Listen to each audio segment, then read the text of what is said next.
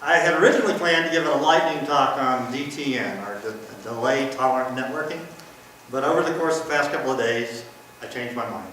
And I think it's a good thing that I did, because if you come to a conference and you don't change, either it doesn't affect what you do, or how you do it, or what you're thinking, then you probably didn't get much out of a conference, did you? So, Jeff said, we introduced lightning talks that we ought to talk about our passion.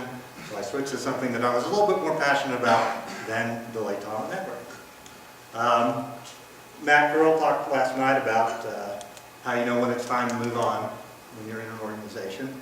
And it's about, do you enjoy the people you're working with, and do you enjoy the work you're doing?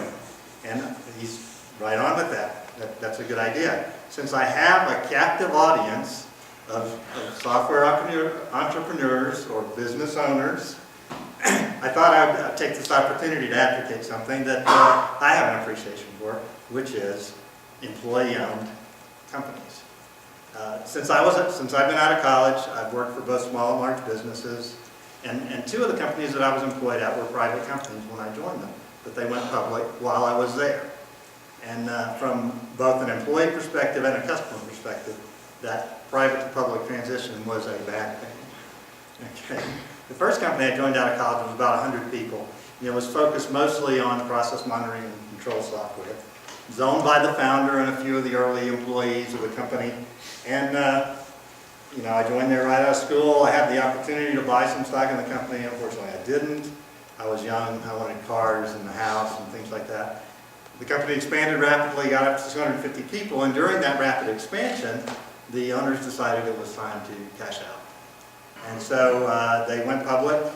Management's focus shifted over to Wall Street analysts and investors rather than their customers and their employees. And so what happens eventually when your management loses focus on your customers, your business falters, the stock price drops.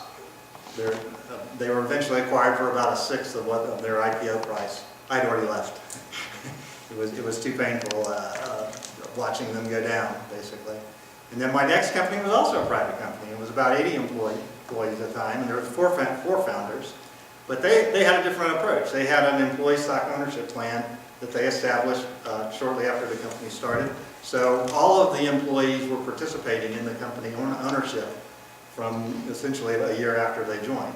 And slowly the company was being transferred to those employees a little bit at a time.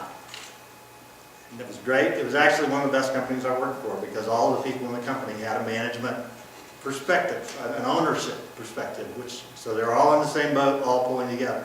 Very, very good time for me as an employee, a very good time for the company as a whole. But stuff happens. One of the founders died of a heart attack, and another one shortly thereafter decided it was time to retire.